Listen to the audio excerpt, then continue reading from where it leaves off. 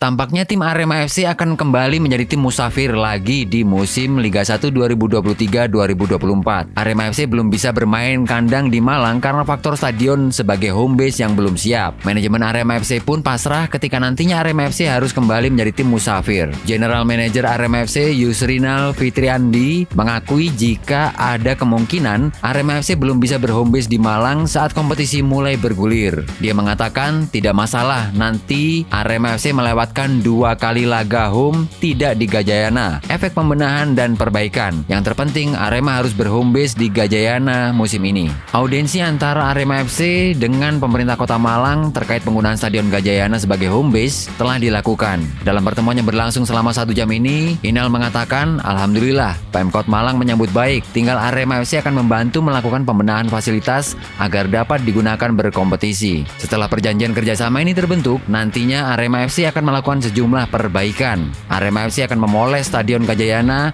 agar sesuai dengan standar dan ketentuan regulasi Liga 1.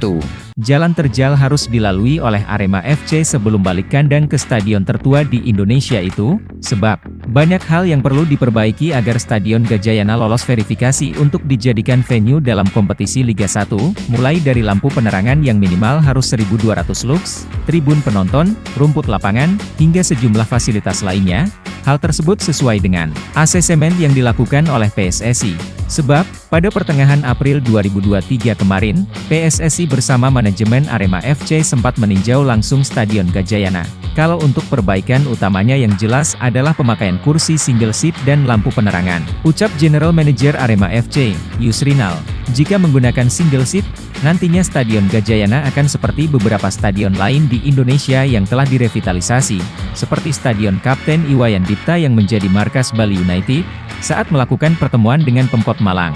Inal mengatakan bahwa manajemen Arema FC akan membantu dalam proses perbaikan Stadion Gajayana.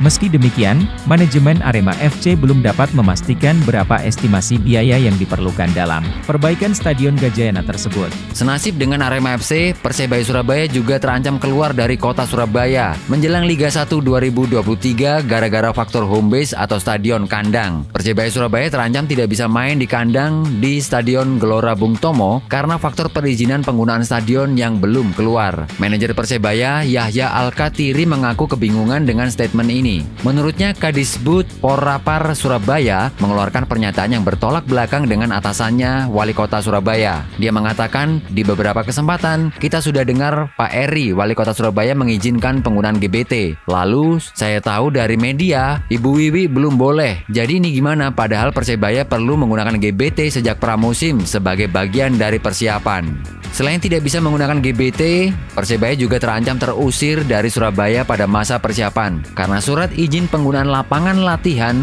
ditolak oleh pemerintah Kota Surabaya. Yahya menambahkan, diinformasikan bahwa izin menggunakan Tor dan Tambak Sari untuk latihan ditolak. Terburuk, kami latihan di kota tetangga atau lapangan di Surabaya lainnya. Sementara itu, Kepala Dinas Kebudayaan, Kepemudaan dan Olahraga serta Pariwisata Surabaya, Wiwi Widayati, menyebut bahwa memang GBT belum bisa dipakai dalam waktu dekat. Wiwi menyatakan belum ada serah terima dari Kementerian PUPR. Ditambah lagi proses penjahitan lapangan yang belum tuntas. Menjadi 2 alasan utama Stadion GBT belum dapat digunakan.